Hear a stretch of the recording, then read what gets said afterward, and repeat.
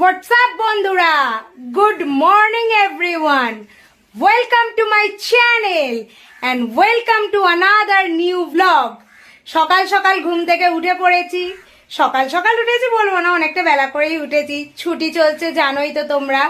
উঠে পুজো করা হয়ে গেছে, দিয়ে এই যে একটু ঘুরছি, আর এই যে জল নিয়ে ঘুরছি। কেন বলো তো, পুজো করার পর আমি এক বোতল জল আগে শেষ করি। দাঁড়াও একটুখানি জলটা খুলে খেয়ে নি। জলটা খেতে খেতেই তোমাদের সাথে বক বক করছি।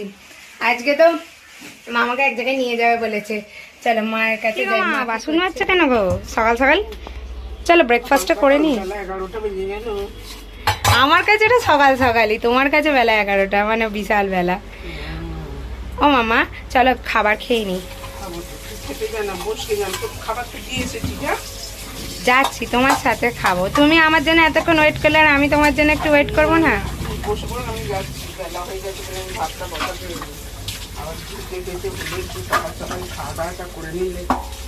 আমার পুজো করা হয়ে গেছে, চলো যেতে হলে কোথাও। ও আজকে তো আমাকে নিয়ে যাবে বলেছে না? কোথায় একটু বাগানে। মা আমাকে জামা কাপড় গুলো সব তুলে নিতে বললো বাগান থেকে। আমার এই গরমে বাগানে যেতে ভালো লাগে না, তবু মা আমাকে জোর করে জামা কাপড় তোলাতে পাঠাবে। আমার ভালো লাগে না সত্যি এইসব। দেখো জামা কাপড়গুলো তুলে নিচ্ছি, আর এদিকে মা রান্না করছে। শুক শুক শক শক করে আওয়াজ পাচ্ছ। আরও ওদিকে জামা কাপড় আছে, ওই যে বাপির লুঙ্গি আছে ওদিকে, ও আর আমি তুলতে যাব না।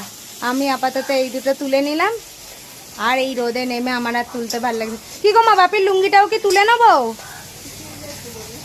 ওই দেখো বলছে শুকিয়ে যায় তুলে নে, বলছে শুকিয়ে গেলে তুলে নেবে। না এটা এখনো ভালো শুকোয়নি, এটা তোলা যাবে না, তুলবো না। চলো দেখি এবার মা কি রান্না করছে। আর এই যে দেখেছো আমাদের সেই নোংরা বাগান, যে বাগানে আমার নামতে ইচ্ছে করে না।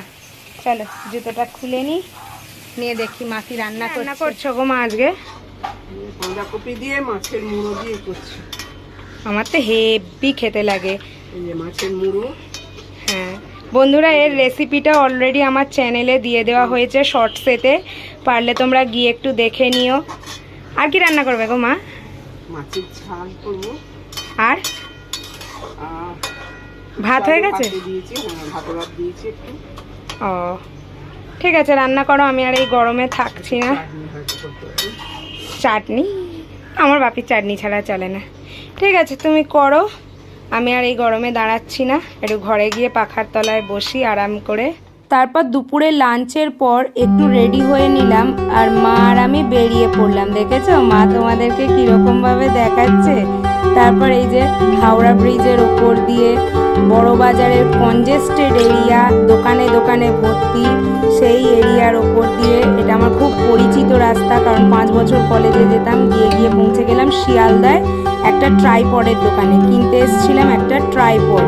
জানো তো বন্ধুরা, শিয়ালদা থেকে আসার পর না আমার মনটা খুব খারাপ হয়ে গেছে। এক তো শিয়ালদা থেকে আসার পর আমার শরীরটাও একটু খারাপ করছে, একটু ভমিটিং ফিল লাগছে, একটু হাগুর সমস্যা হচ্ছে আমার। কিন্তু সেটাও মেনে নিয়েছিলাম যে একটা ট্রাইপড কিনে এনেছি, নাচতে নাচতে আনন্দে আমি এসেছিলাম। আসার পর কি দেখি জানো, ট্রাইপডের যে নবগুলো থাকে, একটা নব খারাপ, কনস্ট্যান্ট ঘুরেই যাচ্ছে। দোকানের যে দাদাটা খুব ভালো জানো তো, সে আমাকে ওর কলিং নাম্বার, হোয়াটসঅ্যাপ নাম্বার সব দিয়ে রেখেছিল, বলেছিল কোনো দরকার হলে যোগাযোগ করবে। তো আমি তাকে ফোন করেছিলাম, করে বললাম এরকম প্রবলেম হচ্ছে, বললো আমাকে হোয়াটসঅ্যাপে একটু ছবিটা পাঠাও। তো আমি ছবিটা পাঠালাম, পাঠাতে বললো যে ও অ্যাকচুয়ালি দোকানে থাকতে আমি দেখেছিলাম একটা ছোট্ট পিন খুলেছিল, এবার সেইটা যে আমার এটা থেকেই পিনটা খুলেছিল বুঝতে পারিনি, তখন দাদাটাও বুঝতে পারেনি সেটা। বললো ওই পিনটা খোলার জন্য এই প্রবলেমটা হচ্ছে। ঠিক আছে আমি পিনটা তুলে রাখছি, তুমি চলে এসো, কাল পরশু করে দেবো। হয় কালকে শনিবার যেতে হবে, না হলে রবিবার দিন যেতে হবে আমাকে। আমার সত্যি ভালো লাগছে না, কি মনটা খারাপ হয়ে গেল, একটা আনন্দ নিয়ে গেলাম। যাই হোক আজকের ভিডিওটা এবার এখানেই শেষ করছি। আজকে শরীরটাও ভালো লাগছে না। সবাই খুব ভালো থেকো, সুস্থ থেকো, সবসময় স্মাইল করতে থেকো। Bye, good night.